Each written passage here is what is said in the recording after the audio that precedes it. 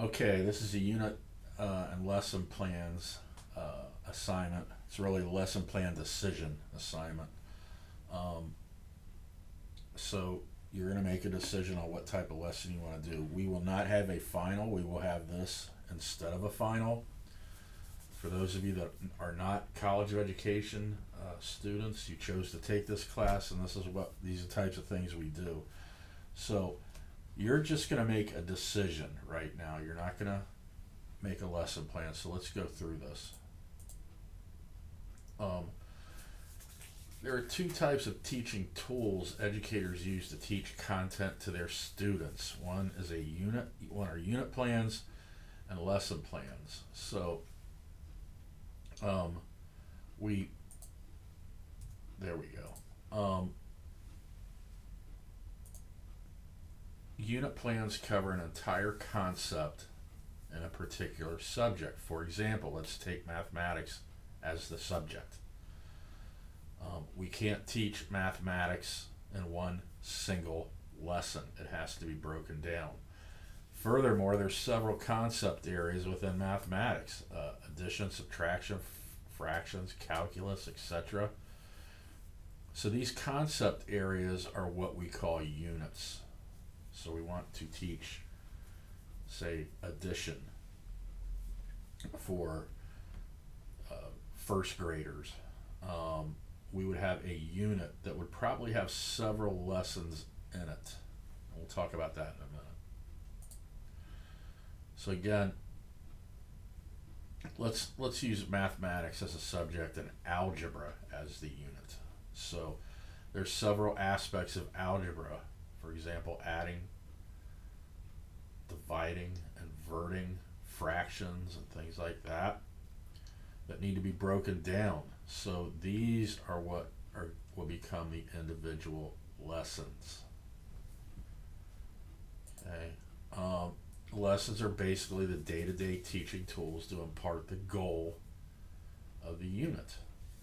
So the goal of this example is number one, to teach mathematics, but number two, to teach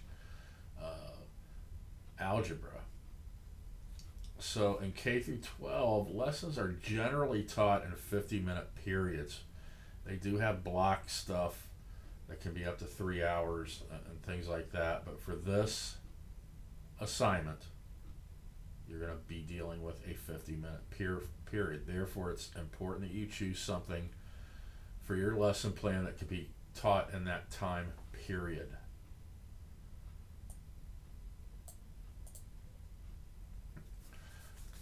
Both units and lessons are tied to state standards and use behavioral or performance objectives to achieve the goal.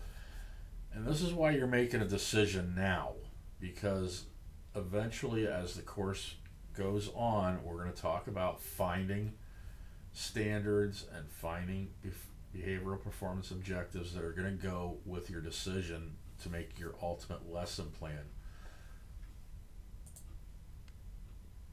So for this assignment, you're going to make a decision on what lesson you may want to teach.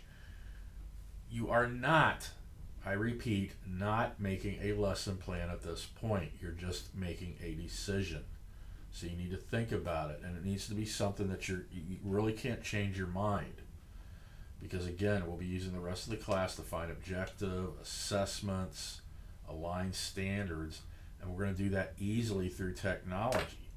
So it's making a lesson plan is not going to take you that long after we go through all the things that technology can do to help us find all this stuff.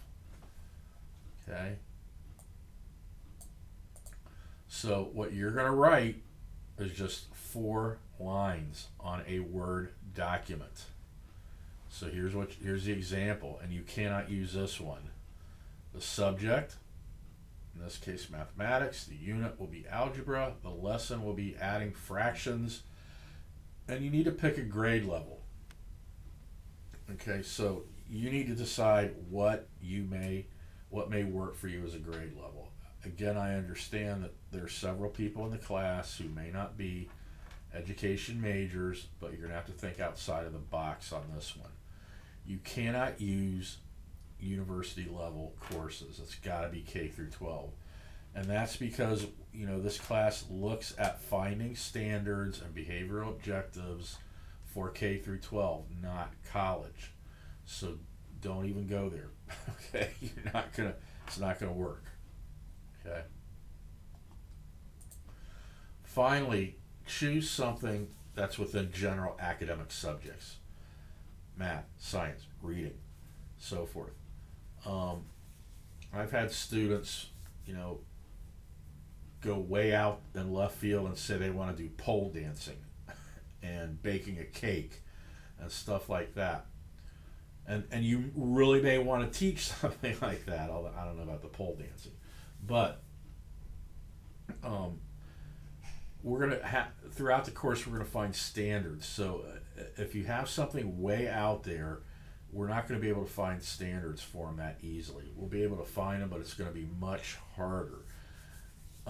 Students that are in health, leisure, and fitness or physical education, there are a lot of standards. So, for example, if you want to do something, a lesson on how to correctly throw a pitch for baseball or something like that, that is something that is part of the phys ed curriculum, but it's oftentimes hard to find standards, although we can. So it just may be a little bit more difficult. So try to pick something that's in the general academic realms of reading, writing, arithmetic, history, those types of things, and it'll be much easier for us to get through this. Because again, this lesson plan is an exercise. You may want, for my education majors, you may want to find something that you want to teach, and you could use this lesson plan down the road. But chances are, when you get into school, their formats will be a little bit different than what we do. They may be longer, they may be shorter. There's a lot of different variations of individual schools and how they do their units and lessons. So again, this is just an exercise. So try to pick something that's going to be a little bit mainstream as far as academic content goes. All right, get this done. This is an easy one, and have fun with it.